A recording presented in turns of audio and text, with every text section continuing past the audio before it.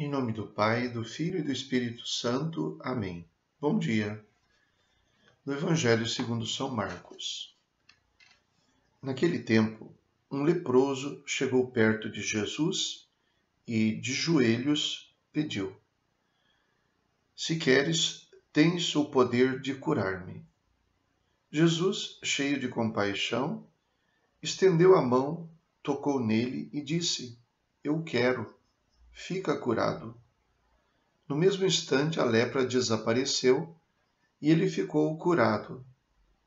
Então Jesus o mandou logo embora, falando com firmeza: Não contes nada disso a ninguém. Vai, mostra-te ao sacerdote e oferece pela tua purificação o que Moisés ordenou como prova para eles. Ele foi e começou a contar e a divulgar muito o fato. Por isso, Jesus não podia mais entrar publicamente numa cidade. Ficava fora, em lugares desertos, e de toda parte vinham procurá-lo. Palavra da salvação. Glória a vós, Senhor. A questão que está posta hoje não é propriamente sobre uma doença, mas sobre a impureza. O livro do Levítico estabelece que qualquer pessoa que tivesse um mínimo sinal na pele que pudesse indicar a doença de lepra seria considerado impuro. Deveria mostrar-se ao sacerdote e o sacerdote então o declararia fora da cidade, fora do convívio da comunidade. Ele devia, conforme diz o livro do Levítico, no capítulo 13, vestir-se com roupas rasgadas, cobrir a barba, andar à distância, ficar fora da cidade, e quando se aproximasse de alguém, deveria dar o alerta: impuro, impuro, para que a pessoa pudesse afastar-se dele, para não aproximar-se dele. Então, impuro, porque para o povo de Israel, segundo suas condições da época, sua capacidade, a doença, de modo geral, como todos os males, era um sinal da retribuição pelo pecado, assim como a prosperidade, assim como a saúde, eram vistas como retribuição pela fidelidade a Deus. Portanto, a doença era vista numa clave de pecado, ou, no mínimo, de impureza. Daí, então, essas prescrições. O sacerdote, isso aparece no capítulo 14 do Levítico, era responsável, no capítulo 13 parece que ele era responsável por constatar a doença. E repito, não se tratava necessariamente de lepra sempre, mas a simples suspeita. Qualquer sinal na pele era enquadrado assim. Por quê? Porque não sabiam fazer um diagnóstico de que se tratasse dessa doença mais grave, a lepra, tecnicamente conhecida como hanseníase, pela qual a pessoa se deforma por não ter mais sensibilidade e vai se machucando e vai acabando deformada por causa dessa grave doença, e que para eles era como que o sinal de uma pessoa praticamente morta, um morto que caminhava. A deformação trazia propriamente ali aquela ideia da decomposição do corpo. Então, a impureza era a mentalidade, era o que estava na mentalidade deles. E este homem, portanto, se aproxima de Jesus e pede que Jesus o purifique. Na verdade, os termos originais da leitura não seria propriamente se queres tens o poder de curar-me, mas se queres tens o poder de purificar-me. Ora, o sacerdote que exercia uma função tão importante diante da sociedade não era visto como alguém que tinha poder de curar a doença. No entanto, esse homem se aproxima de Jesus, se ajoelha diante dele, transgride a lei porque se aproxima de Jesus, o que não era permitido a ele. Em vez de gritar impuro, impuro, ele se aproxima e diz: se queres, tens o poder de purificar-me. De joelhos, portanto, ele proclama que Jesus é mais do que o sacerdote. Se queres, tens o poder de purificar-me. Dentro daquela mentalidade, estão dizendo: o Senhor é de Deus. Porque a cura da lepra só era possível por uma intervenção de Deus, uma doença sem cura. E então Jesus realiza esse ato. A questão da impureza no livro do Levítico, ela aparece em diversas coisas. Entre elas, aparece também a questão da pureza pela contaminação com os alimentos. Isso aparece lá no capítulo 11.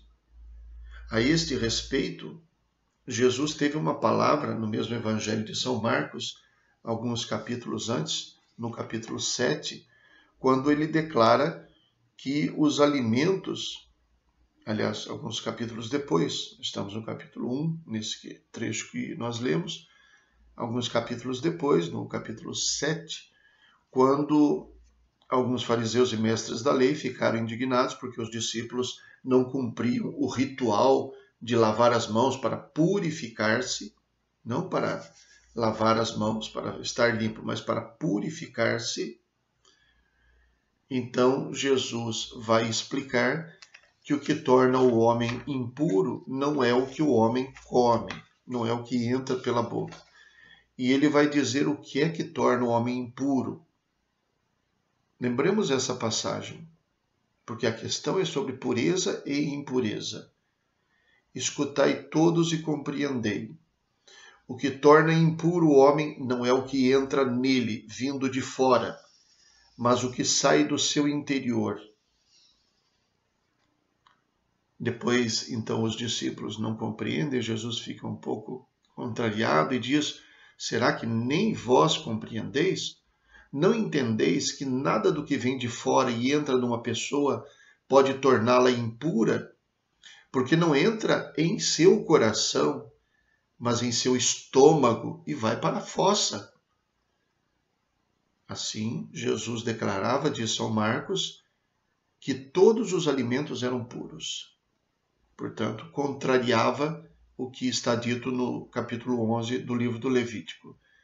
Depois ele diz assim: o que sai do homem, isso é que o torna impuro, pois é de dentro do coração humano que saem as más intenções, imoralidades, roubos, assassínios, adultérios, ambições desmedidas, maldades, fraudes, devassidão, inveja, calúnia, orgulho, falta de juízo.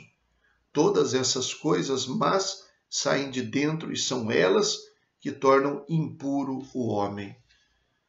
A grande lepra e a grande deformação do ser humano é o pecado. Por isso digo, a questão aqui não girava em torno de doença, mas de pureza e impureza. Jesus, com esta cura, mostra que a doença não é sinal do pecado. O pecado, o que torna impuro o ser humano, está nas suas más ações, nas suas más intenções, no coração. Com isso, Jesus contraria totalmente a chamada teologia da retribuição, hoje conhecida em alguns grupos religiosos como uma teologia da prosperidade. Jesus não concorda com isso. E mais do que isso, o mais importante, Jesus se apresenta como o único e aquele que verdadeiramente é capaz de nos purificar. Jesus pode curar o meu coração, pode me ajudar a vencer os meus sentimentos, meu egoísmo, minha inveja, minha ambição desmedida, enfim, todas aquelas coisas que verdadeiramente me tornam impuro. O pecado é que deforma o ser humano. Se olharmos para a nossa situação de hoje, o que realmente nos deve deixar tristes não é o fato de existir uma doença contagiosa, como existia no tempo de Jesus, a lepra, mas principalmente a maldade, o descaso, a indiferença, a insensibilidade, que leva algumas pessoas, por exemplo, a praticarem corrupções e, por causa da corrupção, lucrar em cima da doença, por exemplo. Roubar o dinheiro que serviria ou para a vacina, ou para o atendimento médico, ou para o respirador, ou para o oxigênio. Isso aqui é que torna o ser humano desfigurado, verdadeiramente passível de rejeição. Infelizmente, nós parece que não nos importamos tanto com isso, com o pecado, com a maldade, com a corrupção, com a mentira, com as más intenções, com o egoísmo, com o orgulho. E no fundo é isso que torna o ser humano impuro. Jesus é quem nos purifica disso. Jesus, no final, manda que ele não conte para ninguém, mas vá mostrar-se ao sacerdote, que segundo a lei é quem devia constatar que ele estava purificado e para quem ele deveria oferecer o sacrifício. Era um ritual bastante complexo, que está lá no capítulo 14 do livro do Levítico. Parece que o homem contraria o que Jesus manda e não cumpre essa prescrição e sai proclamando que quem o purificou foi Jesus. E o resultado é que, em vez de oferecer sacrifício, o sacrifício, na verdade, é oferecido pelo próprio Jesus. Porque Jesus, que vai morrer na cruz como um sacrifício pelo perdão dos pecados, Jesus praticamente troca de lugar com o leproso, porque daí é ele quem não pode entrar na cidade mais. Ele divulgou tanto o fato que Jesus então tinha que ficar fora em lugares desertos, porque no fundo é isso que acontece.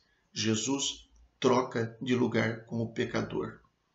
E ele assume sobre si a lepra da humanidade.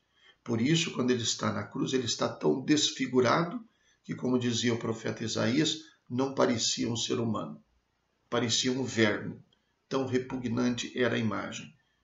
Porque Jesus assumiu sobre si toda a lepra do ser humano, que é o pecado que verdadeiramente o torna impuro e desfigurado.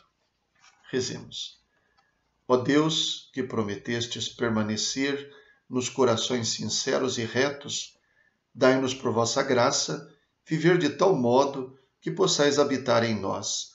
Por nosso Senhor Jesus Cristo, vosso Filho, na unidade do Espírito Santo. Amém. O Senhor esteja convosco, Ele está no meio de nós. Abençoe-vos Deus Todo-Poderoso, Pai, Filho e Espírito Santo. Amém. Bom dia, fiquem com Deus.